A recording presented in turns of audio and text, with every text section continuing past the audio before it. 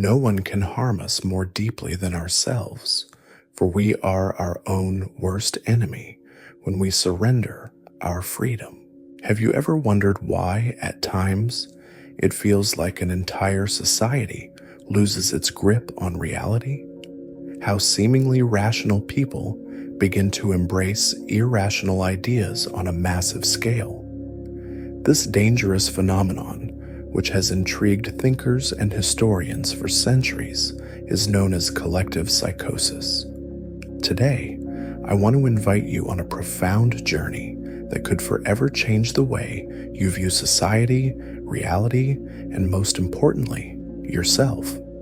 Something that transcends conventional ideas of freedom and reason, connecting you to the truth behind the darkest moments in human history.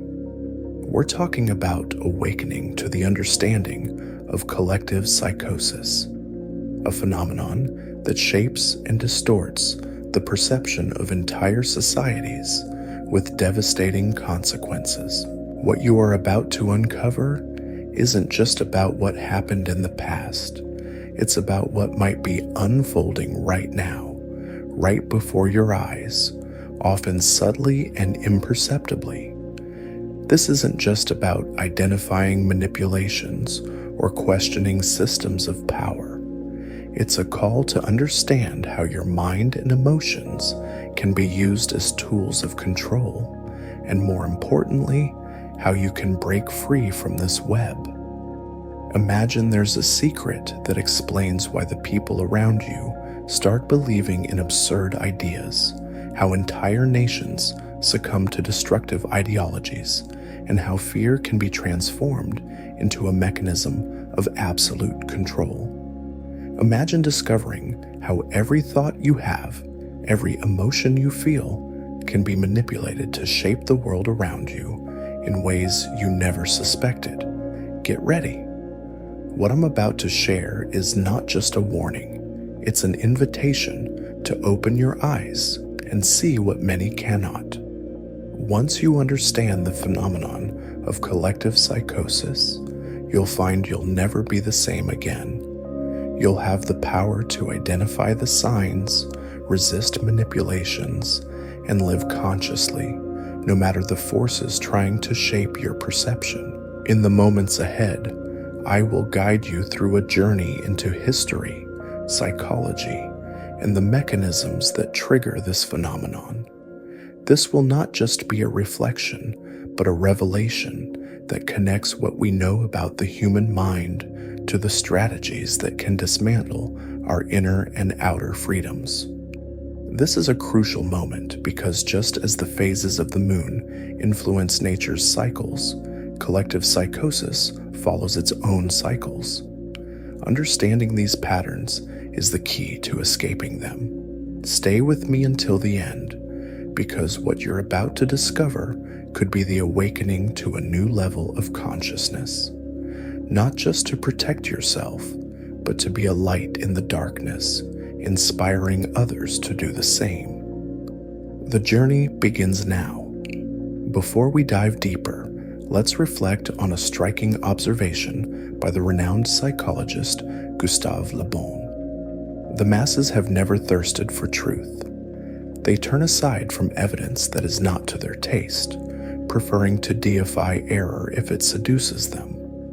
Whoever can supply them with illusions is easily their master. Whoever attempts to destroy their illusions is always their victim. This insight invites us to ponder how a society can be swept into madness. If I were to ask you what the greatest threats to civilization are, you might think of natural disasters, pandemics, or wars. But what if I told you that for Carl Jung, the greatest danger lies within the human mind itself? Jung believed that our inability to confront the internal forces of the psyche represents the most significant threat to civilization. He described this struggle as a battle against our own nature. You may have heard the Latin proverb, homo homini lupus est, man is a wolf to man. This phrase encapsulates what Jung meant. This wolf-like nature manifests most notably during the darkest moments in history, when the irrational becomes the norm rather than the exception. Jung referred to this phenomenon as a psychic epidemic. In The Symbolic Life, he wrote, "It is not famine, nor earthquakes, nor microbes, nor cancer, but man himself who is man's greatest danger, for the simple reason that there is no adequate protection against psychic epidemics, which are infinitely more devastating than the worst natural catastrophes." But what exactly is collective psychosis? And simply put, it's a kind of madness epidemic that causes an entire society to lose touch with reality and descend into delusions. While this might seem distant, history is rife with real and disturbing examples. Consider the witch hunts that swept across Europe and America between the 15th and 17th centuries. Thousands of people, mostly women, were persecuted and killed, not for actual crimes, but as scapegoats for a panicked society. In her book, The Salem Witch Trials, a day-by-day chronicle of a community under siege, Frances Hill reveals that in some Swiss villages, virtually no women were left alive by the time the frenzy subsided. Another stark example is the totalitarianism of the 20th century. Millions of people embraced ideologies that in hindsight appear blatantly destructive and delusional. Yet at the time, entire nations fell under the spell of these ideas. The consequences of collective psychosis are nothing short of catastrophic. Jung noted that when a society succumbs to madness, its members undergo a moral and spiritual regression. They become more irrational, emotional, and irresponsible. Crimes that an individual would never commit alone are carried out without remorse in the chaos of a crowd. What's even more frightening is that, just as an individual in psychosis cannot recognize their delusions, a society in the grip of collective psychosis is incapable of perceiving its own madness. There is no external vantage point from which those living under this condition can fully grasp the extent of the problem. What drives a society into collective psychosis? To answer this, we must first understand the causes of psychosis in an individual. While physical trauma or substance use can trigger madness, our focus here is on psychological causes. The most common trigger is an overwhelming flood of negative emotions, such as fear or anxiety, that pushes the individual into a state of panic. Now imagine that panic spreading across an entire population like a virus. When in a state of panic, we desperately seek relief. Some people confront the source of their anxiety, while others resort to a psychotic break as a way to escape. Contrary to popular belief, a psychotic break is not a descent into disorder, but a reorganization of perception, blending facts and delusions to relieve panic. It is a coping mechanism, albeit a maladaptive one. Silvano Arieti, one of the 20th century's foremost authorities on schizophrenia, described the psychogenic stages that lead to madness. First comes the phase of panic, in which the individual perceives the world differently, feeling confused and scared. Next is the phase of psychotic insight, during which they pathologically reorganize their perceptions to make sense of their abnormal experiences. Delusions allow them to escape negative emotions, but at the cost of losing touch with reality.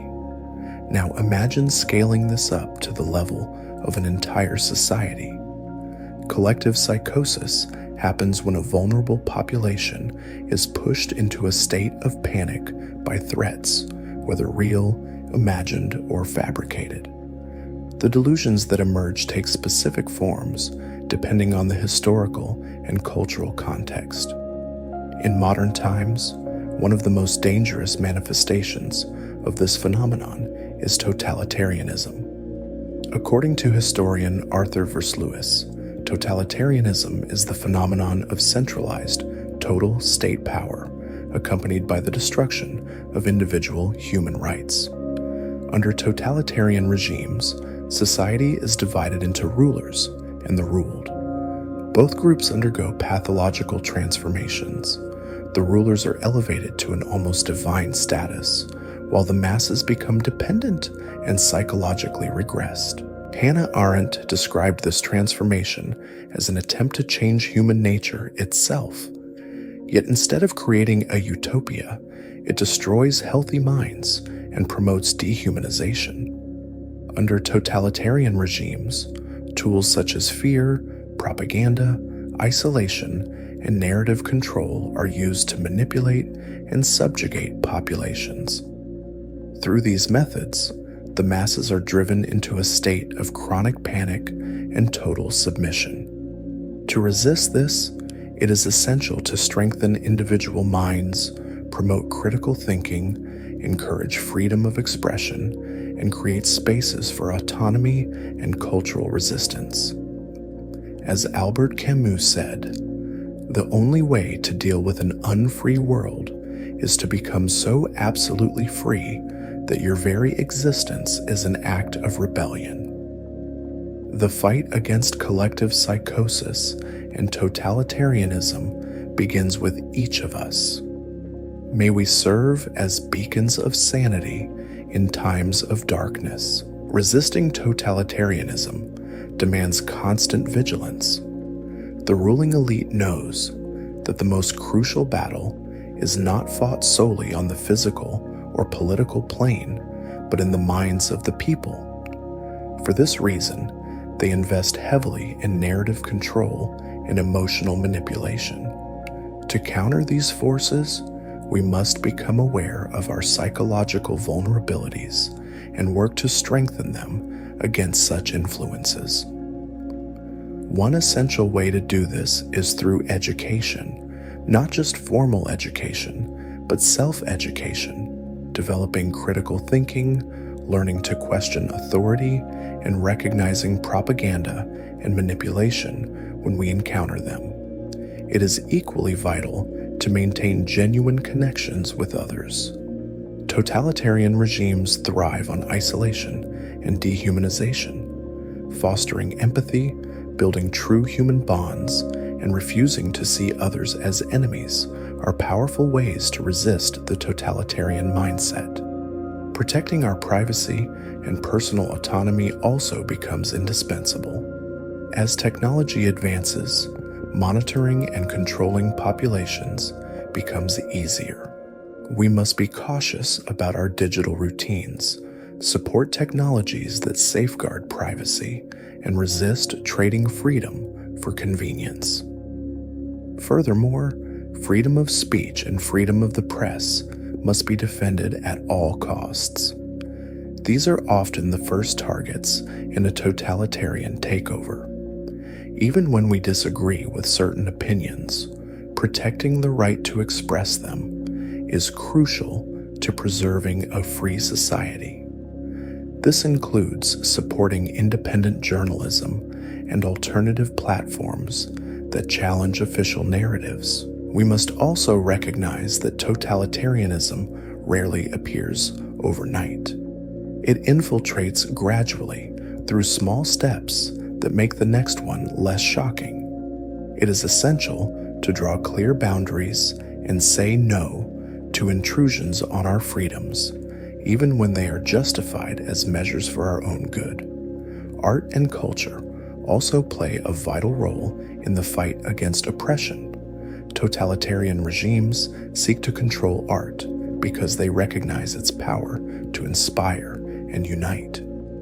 Creating and supporting art that celebrates freedom and human dignity is a way to keep the flame of resistance alive. Ultimately, what can truly prevent a descent into full-blown collective psychosis is the deliberate and courageous action of many individuals. We need leaders who inspire and individuals committed to preserving freedom and human dignity. Václav Havel, in his concept of parallel structures, showed that resistance also means building alternative spaces of freedom within oppressive systems.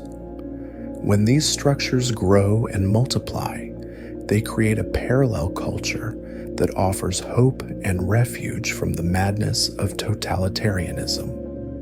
For those who wish to be agents of change, the first step is to bring order to their own minds. Living in alignment with the values of freedom, empathy, and reason can inspire others to do the same.